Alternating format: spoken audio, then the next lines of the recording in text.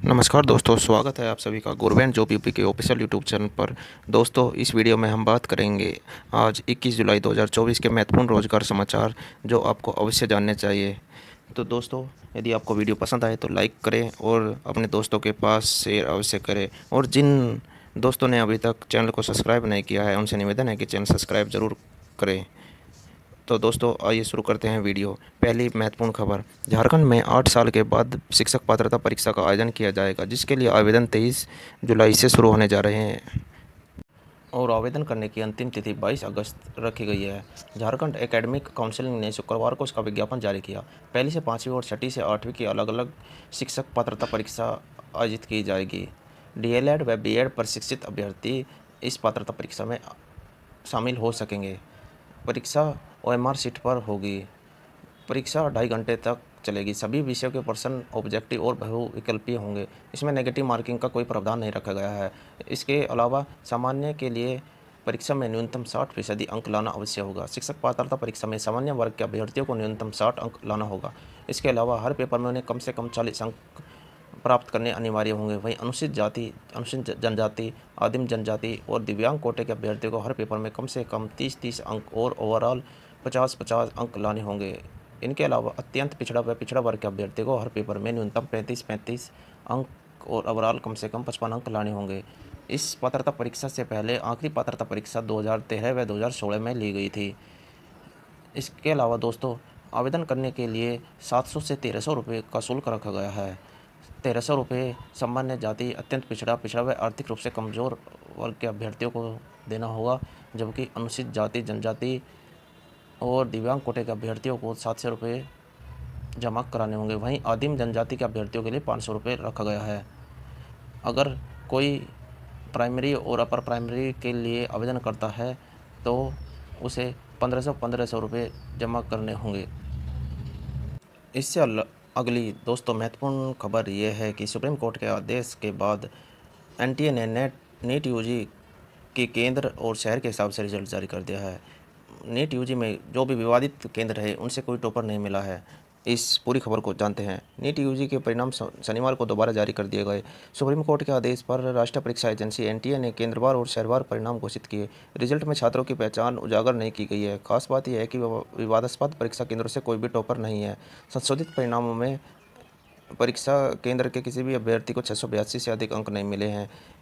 झज्जर केंद्र उस समय जांच के घेरे में आया था जब वहां परीक्षा देने वाले 6 अभ्यर्थियों को 720 में से 720 अंक मिले थे। अब झज्जर में हरदयाल स्कूल केंद्र के केवल 13 अभ्यर्थी 600 से अधिक अंक प्राप्त कर सके हैं।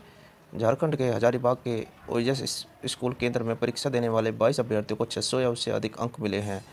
नीट का पहली बार परिणाम जारी होने के बाद से ओएईएस स्कूल विवादों में है। सीबीआई स्कूल के प्रिंसिपल और वाइस प्रिंसिपल को प्रश्न पत्र लीक करने के आरोप में गिरफ्तार भी कर चुकी है।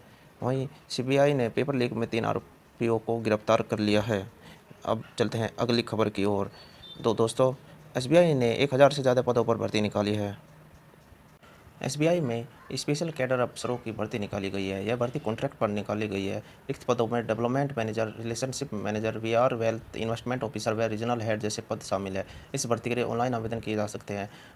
आज 19 जुलाई से आवेदन प्रक्रिया शुरू हो चुकी है। अप्लाई करने की अंतिम तिथि 8 अगस्त 2024 रखी गई है।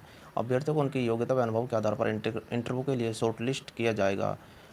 पूरी जानकारी आप विज्ञापन में प्राप्त कर सकते हैं।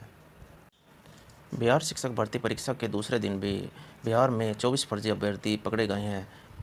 विभिन्न जिलों से दूसरे के बदले परीक्षा देते हुए पहले दिन भी 8 से ज़्यादा अभ्यर्थी पकड़े गए थे। आइए जानते हैं पूरी खबर। तीसरे चरण की शिक्षक नियुक्ति परीक्षा के दूसरे दिन शनिवार को बिहार से 24 फर्जी अभ्यर्थी को पकड़े गया। सबसे अधिक औरंगाबाद से 6, गया से 5, पूर्णिमा से 3, पटना, दरभंगा, बेगूसराय और जहानाबाद से 2-2 को पकड़ा गया है। वहीं लखीसराय और कटिहार से 1-1 सोलवर को पकड़ा गया। ये सभी दूसरे की जगह परीक्षा दे रहे थे। 2 दिनों के भीतर अभी तक 32 फर्जी अभ्यर्थियों को पकड़ा जा चुका है। औरंगाबाद में पकड़े गए लोगों में गया उन्नावा गांव के डिंकू आदि, इन्हें सभी को पहले दिन पकड़े गए सभी सोलवरों को जेल भेजा जा चुका है। इससे अगले दोस्तों रोजगार से संबंधित महत्वपूर्ण समाचार ये है कि लखनऊ में 111 संविदा कंडक्टरों के लिए भर्ती प्रक्रिया शुरू हो गई है। यह भर्तियां सड़क परिवहन निगम में कंडक्टरों की होगी, आउटसोर्स पर भर्ती की जाएगी। इस क्रम में लखनऊ में 111 अलग अलग तारीखों की घोषणा कर दी गई है। 111 बस कंडक्टरों की भर्ती के लिए अलग अलग तारीखों की घोषणा कर दी गई है। डिपो में खड़ी बस जल्द ही विभिन्न मार्गों पर दौड़ाई जाएंगी। रोडवेज के अधिकारी ने बताया कि रोजगार एवं सेवा योजना की तरफ से नौकरी के लिए इच्छुक अभ्यर्थियों को योग्यता प्रमाण पत्र चेक कराने के लिए गोमती नगर के अंबिका टावर में भेजा जा चुका है। तो दोस्तों जो भी कंडक्टर भर्ती के लिए इच्छुक है वह 15 से 23 जुलाई तक अपने प्रमाण पत्र अंबिका गोमती नगर के सेवायतन कार्यालय में लेकर जा सकता है। इसके बाद मेरिट बनेंगे और मेरिट में सफल अभ्यर्थी सिक्योरिटी जमा कराकर रोडवेज में आउटसोर्स परिचालक नियुक्त हो जाएंगे। लखनऊ में आखिरी और सबसे महत्वपूर्ण खबर दोस्तों ये है कि जो अभ्यर्थी प्राथमिक स्कूलों में शिक्षक भर्ती के लिए इंतज़ार कर रहे हैं, सरकार उनको बोल रही है कि अभी शिक्षक और छात्र का अनुपात के अनुसार शिक्षक की कोई कमी नहीं है, लेकिन एक सर्वे के अनुसार 54% विद्यालयों में छात्र शिक्षक अनुपात मानक से बहुत कम है।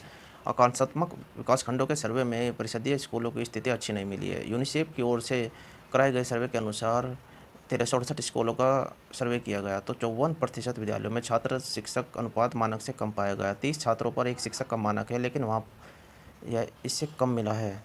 64% विद्यालयों में संयुक्त शिक्षा निदेशक बेसिक गणेश कुमार की ओर से इन जिलों के बेसिक शिक्षा अधिकारी को निर्देश दिए गए हैं कि वे प्रदर्शन में सुधार लाएं। आखिर विद्यालयों में मानक के अनुसार शिक्षकों की तैनाती पर ध्यान क्यों नहीं दिया गया है? छात्राओं के लिए बनाए गए शौचालय का प्रयोग नहीं किए जाने पर भी जवाब तलब किया गया है। ऐसे विद्यालयों में संबंधित खंड शिक्षा अधिकारी सुनिश्चित करेंगे कि इनका प्रयास किया जाए। तो दोस्तों इस खबर को बताने का आपको मतलब यही था कि प्राथमिक विद्यालयों में जल्द से जल्द भर्ती आनी चाहिए।